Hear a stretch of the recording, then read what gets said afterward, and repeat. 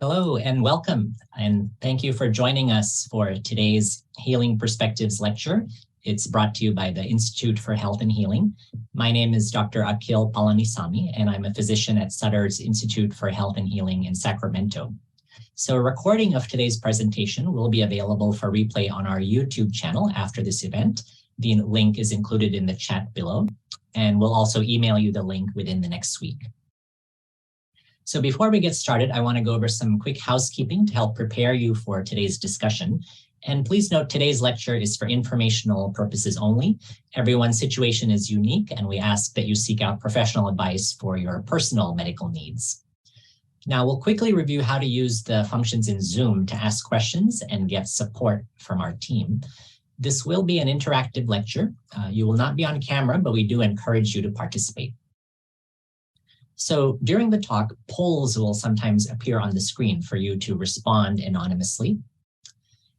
The chat is currently disabled and will be turned on when our speakers ask questions for you to respond to. See the chat icon on the bottom bar of your screen. Next, if you have questions for the speaker or for our team, click the Q&A icon to type your questions. We have a team monitoring your questions, and we'll try to respond to as many of them as time allows at the end of the talk. And please note your responses are only visible to our team for HIPAA compliance.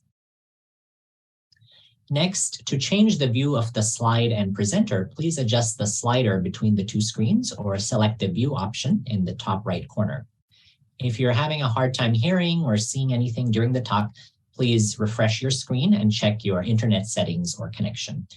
But if you do need additional help, use the Q&A icon and our team will troubleshoot any issues that might arise. So remember, you can access a recording of this talk after the event using the YouTube link in the chat. Many people learn best by watching and listening to our talks first. They tend to be very packed full of helpful information, and then people return later to the recording to take notes. And to thank you for being here today, we're also going to share a menopause resource guide that you can download after the Q&A session. And finally, at the end of today's talk, please share your feedback by taking our short survey and look out for our email in the next few days with post-event resources. Now that we've covered the housekeeping items, I want to share more about the Institute for Health and Healing. So our clinics offer integrative medical care that combines the best of conventional medicine with proven healing practices from around the world. And we take a holistic approach to serve the whole person.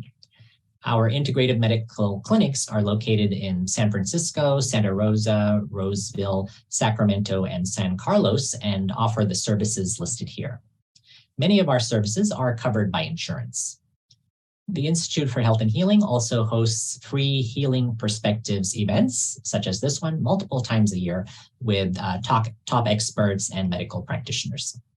So we want to thank you for joining today, and our hope is that this free health education will empower you with more knowledge. So now it's my great pleasure to introduce our speaker for today, Dr. Elizabeth Boham. Dr. Boham is a leading physician, dietitian, educator, and nationally known speaker. She specializes in functional and integrative medicine. She joined the team of Dr. Mark Hyman at his Ultra Wellness Center in 2007, where she currently serves as the medical director. She has been featured in many media publications, educating thousands of people on topics such as women's health, breast cancer prevention, nutrition, and much more. So now it's my great honor to welcome Dr. Liz Boham. Thank you so much, Akhil. It's really wonderful to be with you all today, and I'm really excited for this conversation that we're going to have over the next hour or so about menopause and perimenopause. And as Akhil mentioned, I see a lot of patients in my practice who are going through this transition in their life from perimenopause into menopause and afterwards. And there can be many, shifts in hormones and symptoms that occur. And so a lot of times women will come in to see me because they're struggling with a lot of these symptoms. And want to know what can they do to feel better, and should they be using medication? What do they need to change in terms of their lifestyle? So that's what we're going to delve into today. In addition to my professional experience, I actually also have some personal experience in this area. When I was 30, I was diagnosed with a triple negative breast cancer about 23 years ago. And during my treatment, I needed to go through chemotherapy. And as part of the chemotherapy, I lost my hair. I also lost my periods. And so I went into a chemically induced menopause because of the medication, the chemotherapy. And it was kind of a big stress. I was like, oh my goodness, I'm 30 years old and I'm having hot flashes and night sweats and vaginal dryness and changes in my sleep all of a sudden, and something I was definitely not expecting. I had not had kids before this diagnosis. And so that was a real big, something I was really focused on and I was hoping I would be able to do. I was very lucky. After a few months, my periods came back and I was able to get pregnant and breastfeed. So I had a child a few months later, and then another 22 months later, I was able to breastfeed on the non-radiated breast. And they're now 22 and 20, and we're all doing well, which is wonderful. But as you can imagine, with all of these symptoms and being in the middle of breast cancer treatment and having a history of breast cancer, nobody was looking to give me any hormone therapy to help through these symptoms. So it was a time where I had to really learn a lot about what was going on in my body and what could I do to help with this transition. So, and in addition to having that menopausal time in my 30s with the chemotherapy, after I had my kids, my hormones were all over the place.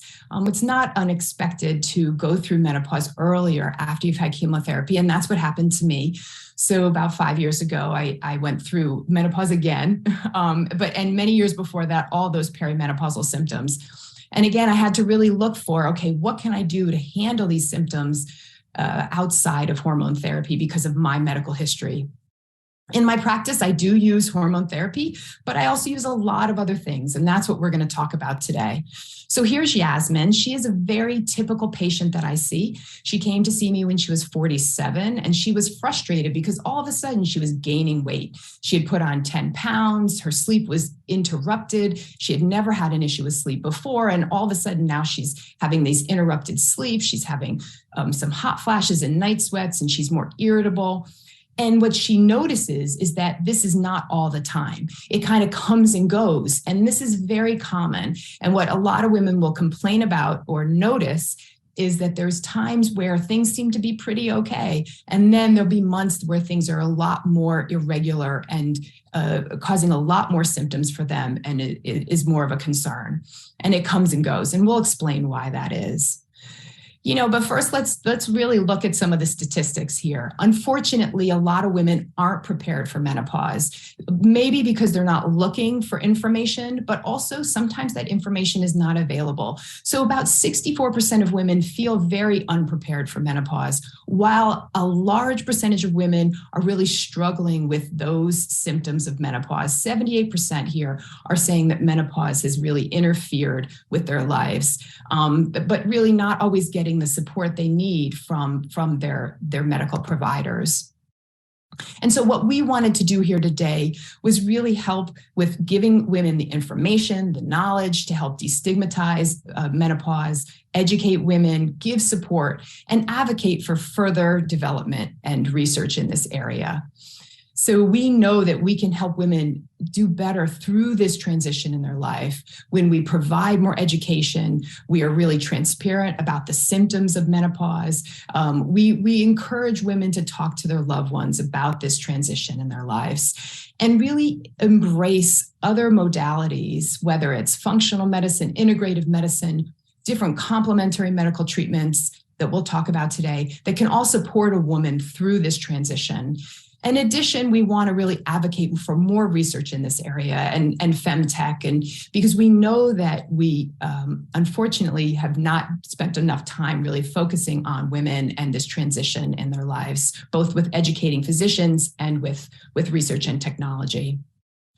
So during this lecture, we're going to be going through some myths. and really work to dispel some of those myths. So first of all, menopause and its symptoms always start in your 50s. What do you think? Fact, natural menopause can start in your 40s. Sometimes it starts even sooner than that. And as we spoke about, like, for example, when somebody has early menopause or chemically induced menopause. But we're going to talk about what's the difference between premenopause, being perimenopausal, and being postmenopausal or in menopause. It's important that we get some of these definitions right? So again, we want this to be interactive. So first question for you guys is, do you know the difference between perimenopause and menopause? What do you think? So everybody answer, and then let's see the responses here. What do we got? Do we know the difference?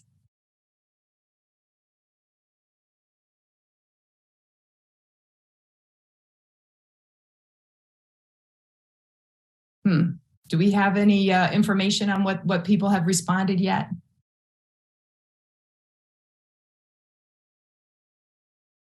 Okay, so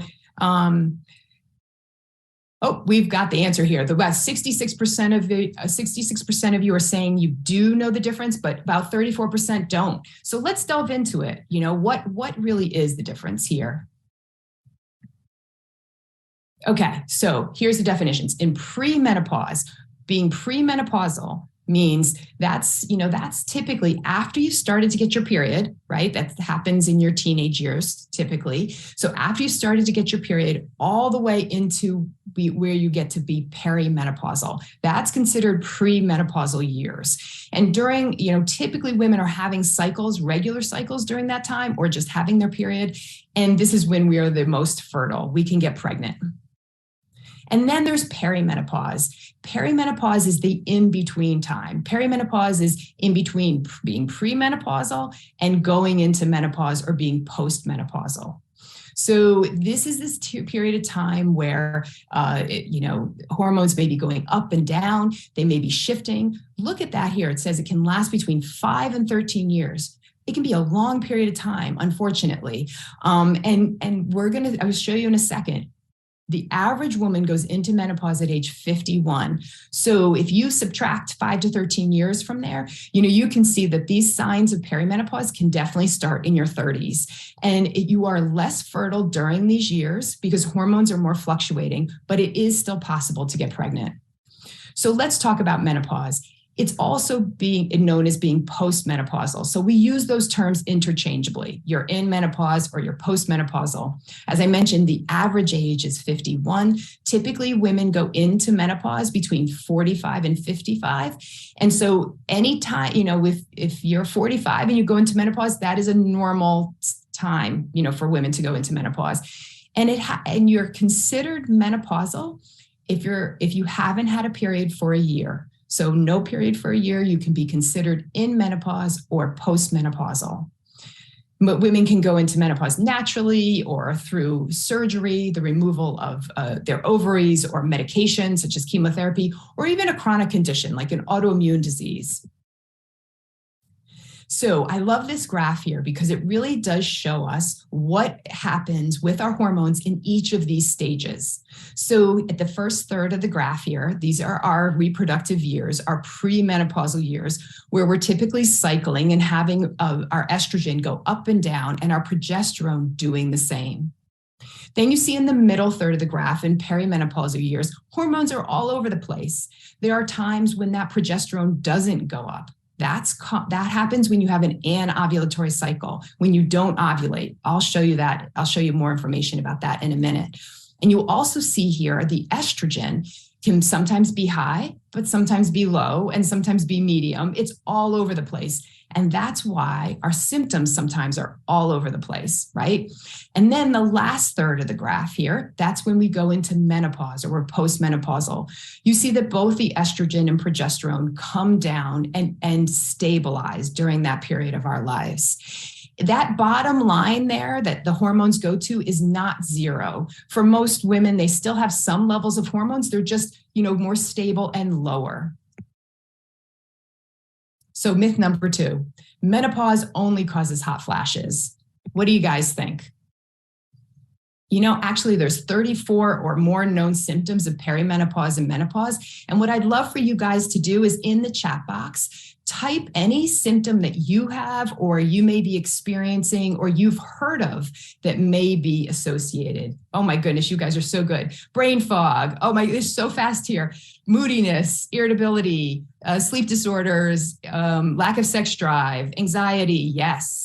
Fatigue, did we say brain fog already? Rage, I saw rage, bloating, digestive issues, mood issues, up and down of anxiety, irritability, hard to lose weight, joint pain. You guys are amazing. Muscle pains, achiness, headaches, yes, migraines, irritability, painful intercourse, gaining weight, apathy, hair loss. Yes, I didn't even mention hair loss, water retention. Yes. Oh my goodness, very good. Thank you guys. There's so many symptoms, and it's important to understand what we can do for a lot of these, right? So let's talk about those hot flashes. I mean, hot flashes are, really that one of the main symptoms for some women in perimenopause and menopause. And what they're really caused by is this rapid decline in estrogen that can occur in these years, right? So it's that rapid decline in estrogen that causes the hypothalamus in our brain to be more sensitive to slight shifts in body temperature. So the hypothalamus really is what, the body's thermostat. And when it feels too hot, it triggers the body to say, oh, I better cool down, right? So then all of a sudden our blood vessels dilate near the skin. There's more blood flow to the skin to dissipate the heat. We might get flushing, redness, sweating, and then followed by a chill. This whole thing may last 30 seconds to a couple of minutes. And some women will notice that the heat comes from their feet and goes up. Some women notice it starts in their face and goes down. Some women will say it starts in their chest. It often, if it happens at night, it's called a night sweat. And it can be embarrassing, and it can be really irritating, and it can come out of nowhere. And it definitely occurs when our sympathetic nervous system is increased in the body. And we'll talk about a few other reasons too.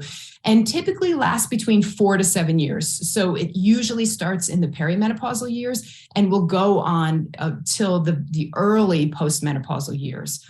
As a woman goes further and further into menopause, this typically decreases.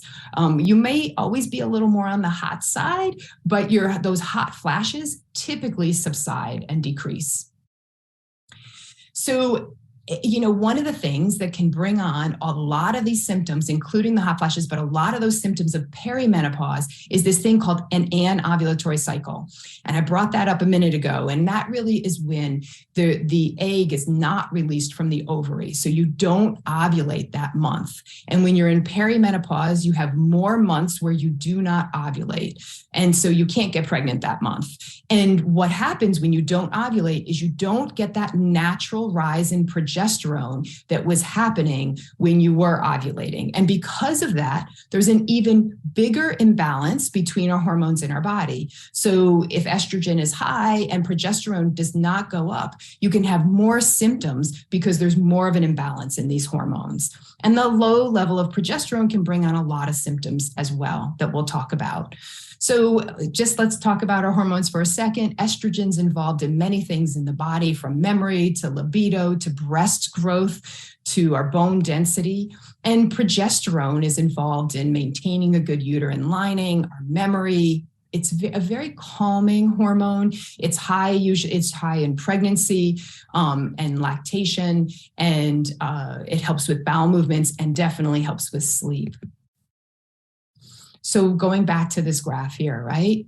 When you're perimenopausal, you're in that middle third of the graph. Right? You see there, our hormones are all over the place. There are times when that progesterone does not increase like it was in the premenopausal years because you're having those anovulatory cycles. There's times when that estrogen still goes up and is high, and times when it's not so high. As a result, there can be more of an imbalance in these hormones, and that can bring on a lot of the hot flashes and sleep issues and irritability. are things that women will be concerned about a lot. So typically irritability, mood changes, anxiety, changes in sleep, waking up at night when you never used to wake up at night, being more tired. Your periods may be more frequent. They may be less frequent. They may be heavier. They may be lighter. And then, of course, the hot flashes and night sweats. When you're in menopause, right, you haven't had a period for a year, and you're in menopause, you can see here again that both the estrogen and progesterone they go down into that lower level, right? And so different symptoms occur in your postmenopausal years. For many women, the more concerning symptoms are the vaginal dryness, and for some women, a low bone density, because all of their hormones are going lower. In menopause, you can still, as I said, have those hot flashes and night sweats, especially at the beginning of your menopausal years. And they typically get a little better. They get better over time for many women, or most women. That vaginal dryness can be more of a concern because of the lack of estrogen or the lower level of estrogen. And that doesn't typically get better for women. And we'll talk about what you can do about it. That bone density, the lower level of hormones can bring on a lower bone density. And we can start to have more changes in our metabolism, weight gain, our cholesterol can shift. We also have a higher rate of heart disease and stroke during these years. Okay, so menopause is the same for every woman. What do you think? Is this a myth? Yeah, it's a myth. In fact, menopause affects women so differently depending on a variety of reasons, everything from our genetics to our ethnicity, to our environment, to our fitness level, to our percentage of body fat. We do know that when our percentage of body fat is higher, then we have higher levels of estrogen, and that can cause more of an imbalance in hormones and cause a different type of symptoms for some women. Our diet impacts our symptoms as well, as does stress management and how we're sleeping. This is a study, the SWAN study, that looked at the differences in symptoms of perimenopause and menopause depending on somebody's ethnicity.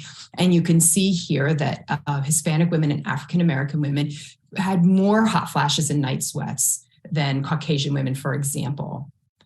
This study went on to show that Hispanic women complained more of vaginal dryness. There was more mood issues with Hispanic and African-American women, and more sleep issues as well. But there's a lot we can all do, regardless of our culture and our ethnicity. There's something we can all do to help with these symptoms, and that's what we're going to talk about today.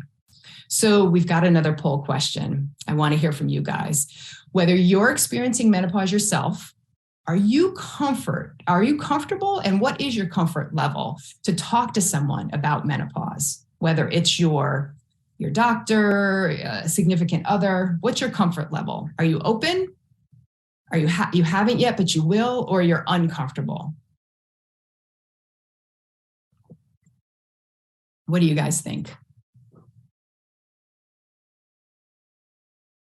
Okay, let's show the answer here. Oh, you guys are open. Yay. 86% of you are open, and 6% of you are being really honest and saying you're uncomfortable, which I understand.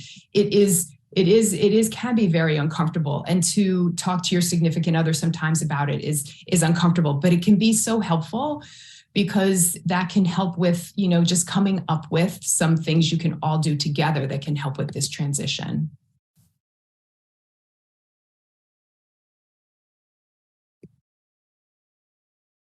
Okay, so, research shows that less than half of women are speaking to their doctor, and less than a quarter are speaking to their partner about their symptoms. So, you guys are not alone to not be reaching out.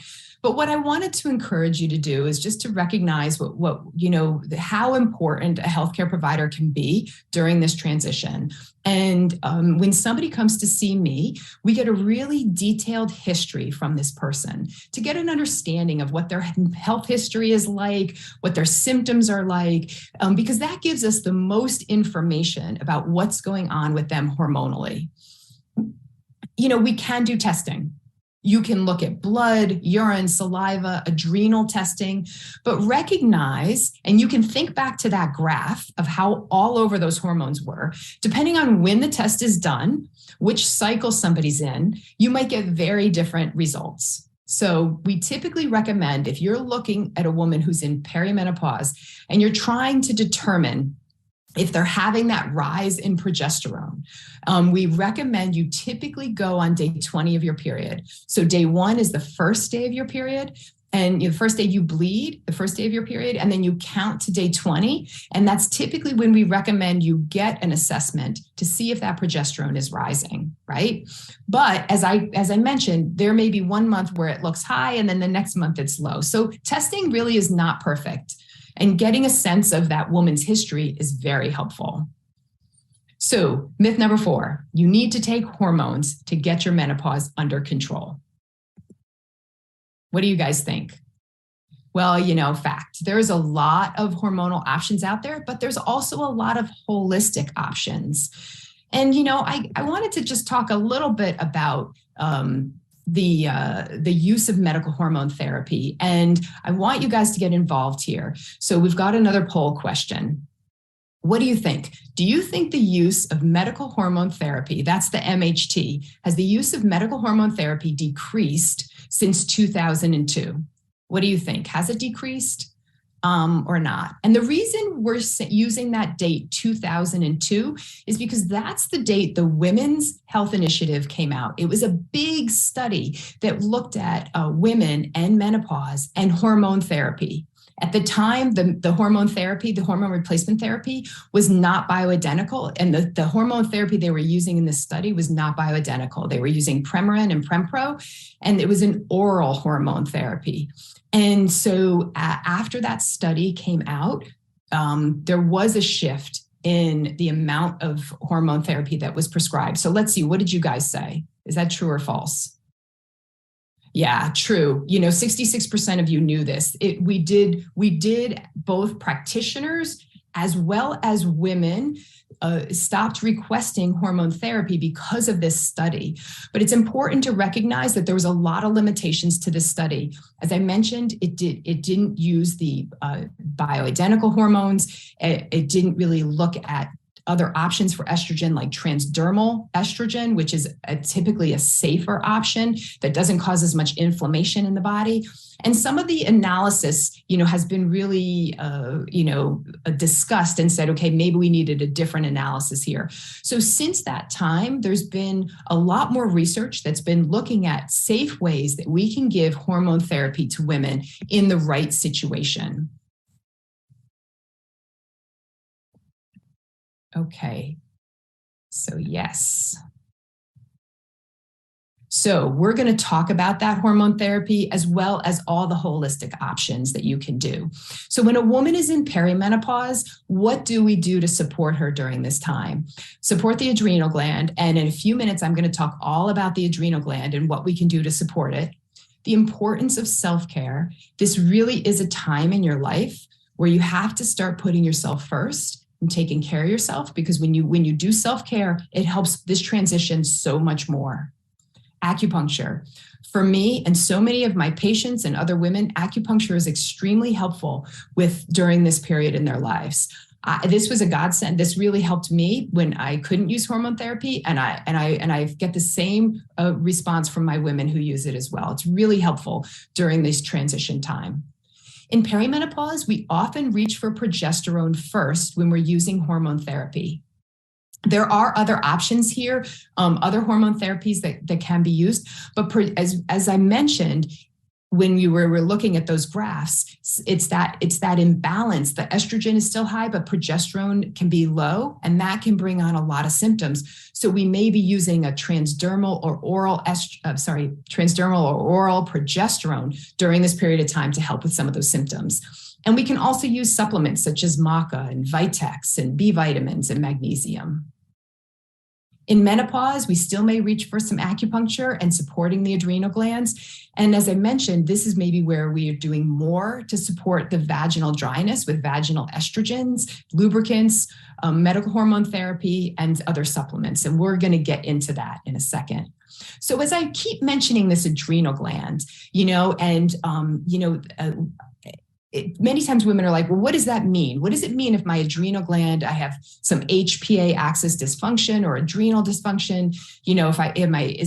Why I feel some brain fog or issues with concentration or fatigue or irritability, or I'm tired in the morning? And so I wanted to spend a few minutes just describing what the adrenal glands are. And so that can help us understand why we need to take care of them.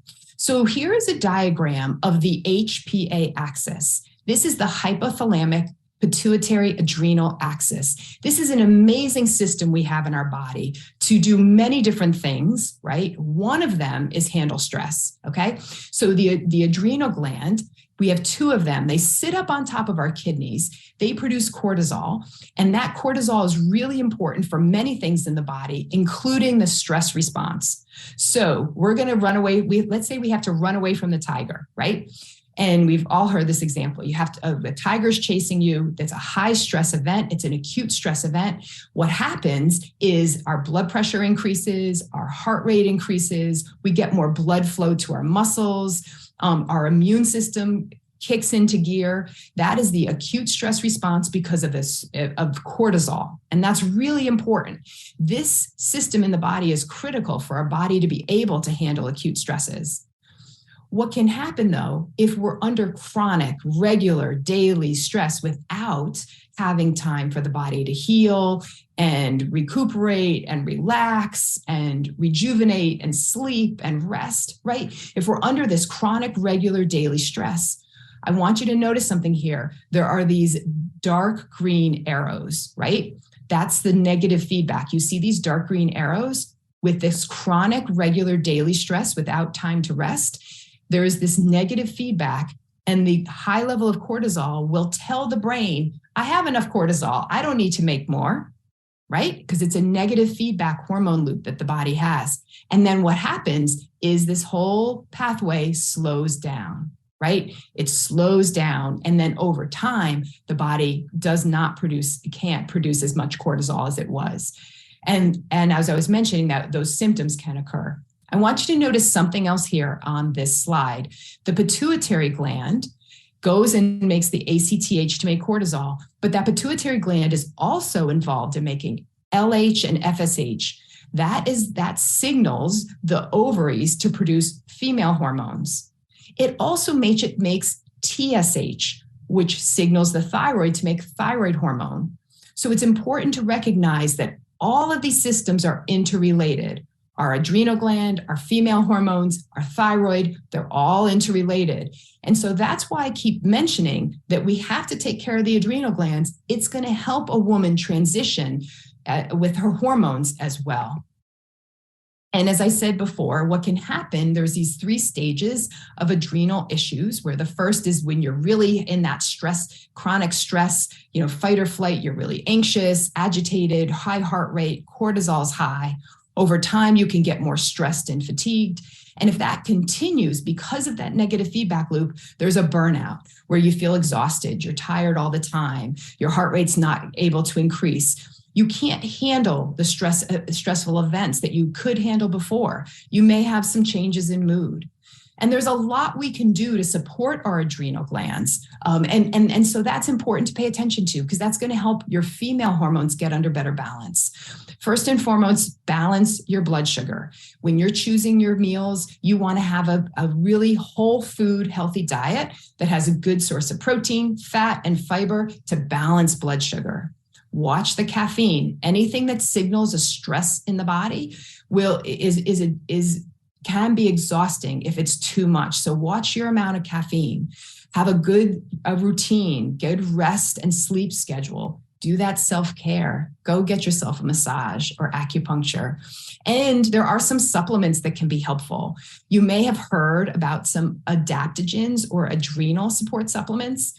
That includes things like maca and ashwagandha, rhodiola, and reishi mushrooms. These can be helpful for some women. And the only thing I'll recommend is if you are pregnant or breastfeeding, or you're on any medication for mood, make sure you check with your provider to see if these would be helpful for you. And don't forget the self-care piece of this. Sometimes we're always reaching for a pill, but the self-care is so beneficial, and it really does help over time. The adrenal glands heal and you start to feel better.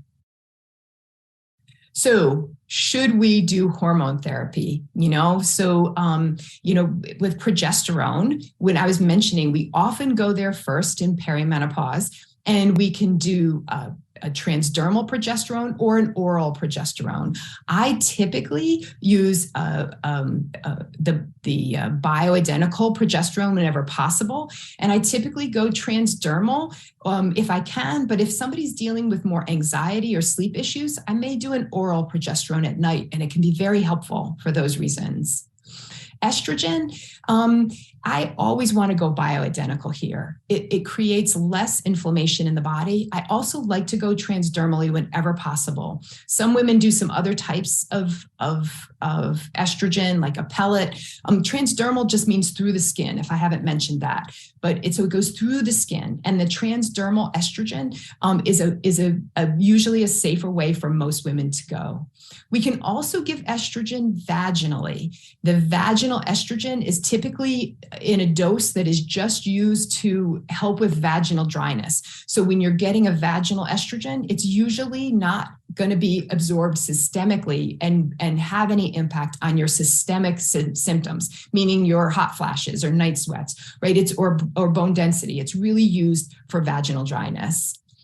Testosterone, I often use topically, and DHEA is also produced from your adrenal glands, and you can take that orally or vaginally. Women are thinking, okay, what happened since that Women's Health Initiative? Well, this is the 2022 position paper by the North American Menopause Society, saying that really we should reevaluate women for can hormone therapy be helpful for their symptoms, especially in those women that we start less than age 60 and we use hormone therapy for less than 10 years. There are times we may use it for longer than 10 years and start it at an older age, but in general, they feel that this is a safer time to start hormone therapy, given the research. And the official indications for medical hormone therapy, which include the estrogen, progesterone, testosterone, DHEA. The official indications are the vasomotor symptoms. That includes your night sweats and hot flashes, or genital urinary symptoms. That includes the vaginal dryness and the regular or recurrent urinary tract infections that some women get when their estrogen level decreases, and bone density. Those are the official indications for medical hormone therapy. We may also choose to use medical hormone therapy if women are dealing with sleep issues, they need adrenal support, or they have more anxiety. We give progesterone. If a woman has a uterus and they're getting estrogen, we will also, you need to give progesterone as well. Estrogen is often used for hot flashes, bone density issues, vaginal dryness, mood, and sleep issues as well. And testosterone can also be used for adrenal support.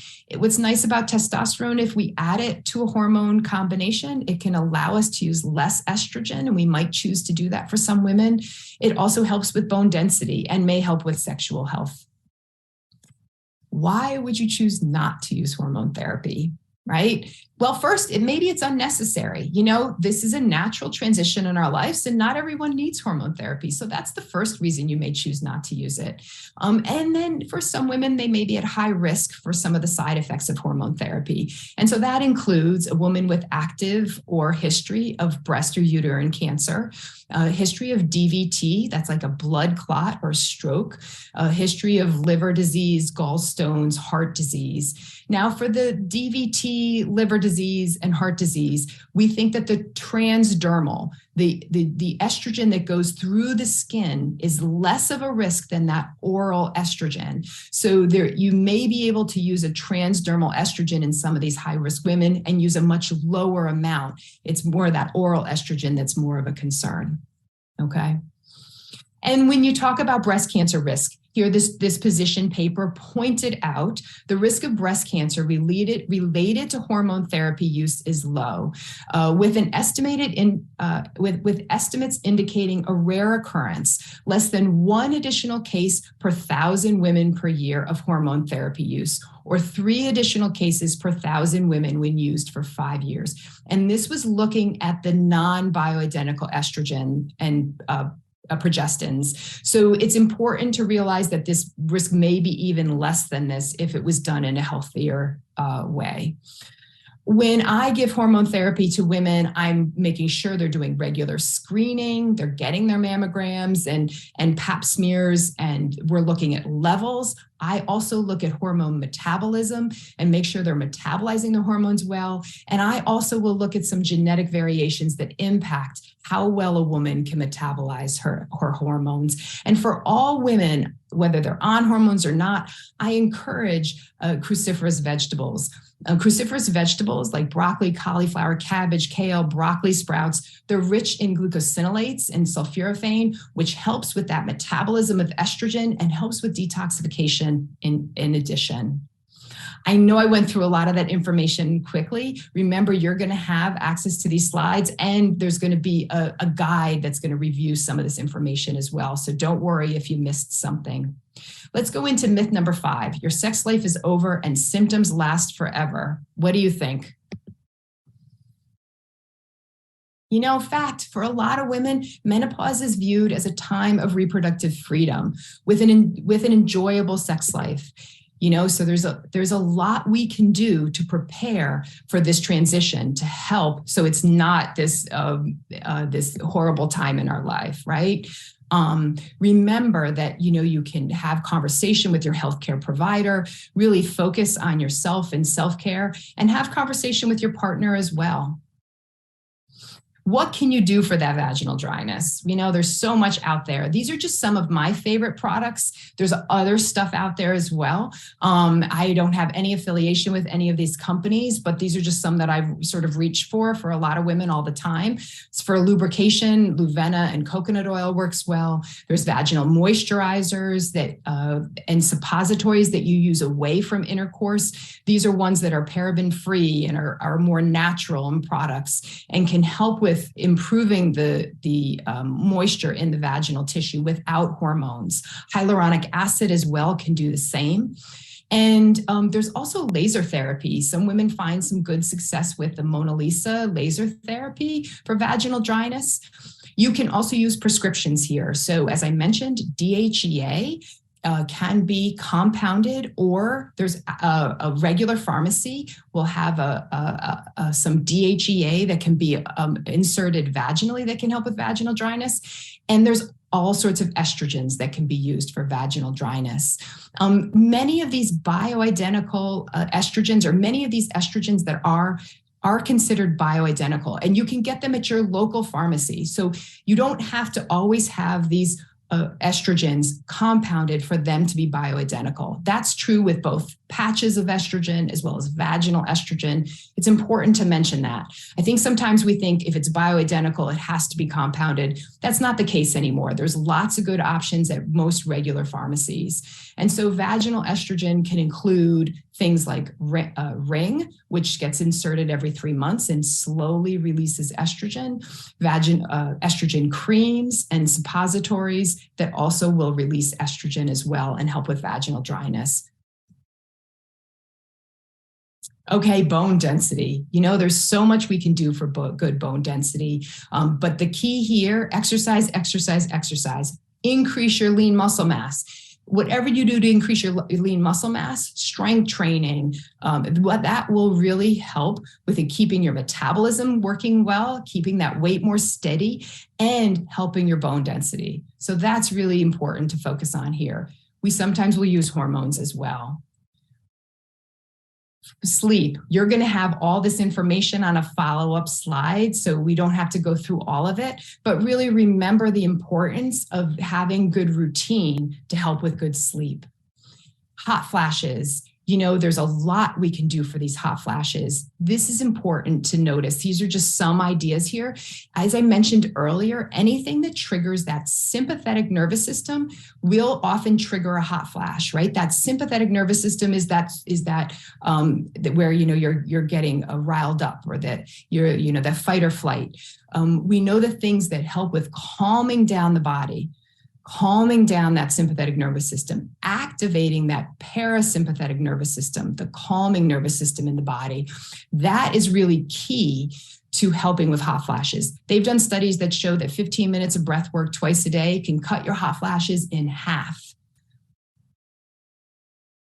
And wait, yeah, it is a little bit harder at this time in our lives, but it's really important to focus on the self-care. Make sure you're doing, things for yourself every day, getting in that daily exercise, maintaining that lean muscle mass, because that's really helpful for good metabolism. Getting rid of some of that extra foods, processed foods that really make it so much harder. It may not have made it harder for you in the past, but at this time in your life, it can catch up with you. So really clean up your diet here. It can be really helpful. So what can each of us do to feel confident and thrive during this transition? And what might that look like for you? So I want us to all think about that for a minute. Maybe we recognize that, okay, we don't have to deal with this PMS anymore and our periods. We're not necessarily going to get pregnant anymore, right? Especially when we're in menopause. We can feel more confident and thrive when we take the time to speak with our healthcare providers and our partners and really focus on self-care and adrenal support and good exercise. So, here I am walking outside in nature in Santa Fe, and that's a really great way to really calm the body, help support the adrenals, help support our weight and our metabolism as well, and lower hot flashes. So let's review some of these facts that we talked about today.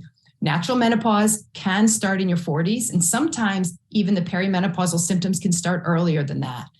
We talked about how hot flashes and night sweats and vaginal dryness are only a couple of the multiple symptoms that occur in this period in our lives. Menopause does affect women differently for a variety of reasons. Remember, our percentage of body fat impacts that imbalance in our hormones. So we want to work to keep that low. When regular exercise helps, having a good whole foods, healthy diet, a good sleep, and stress management techniques help as well. Menopausal symptoms are often caused by the hormone imbalances that occur. But there are a lot of options out there, both holistic and hormonal, that can be really supportive. And it does not mean that your sex life is over and these symptoms will last forever. And as I mentioned, we put together this modern guide that you're going to have access to. So you've got a lot of this information so we can educate you, destigmatize the issues around menopause, give you support, and advocate. So what I'd like to end with here before we go into our Q&A session is I would love for you all to set an intention for yourself around removing the stigma of menopause. Feel free to share it in the chat box if you'd like to, but if you just want to write it for yourself, what can you do to remove the stigma of menopause? Maybe the answer is to get an appointment with your physician or healthcare provider. Plan a day of self-care. Okay, here's coming some new ones up here. Holistic. I talk to women that have gone through it. Share with other women. Be more patient with yourself. Oh, I love that. Educate other women. Have conversations with women. Openly discuss this with your friends and coworkers. Talk to your doctor about it. Humor. I love it. Yay. Oh, maybe rewatch the lecture so you can discuss what you've learned. Think about hormone therapy.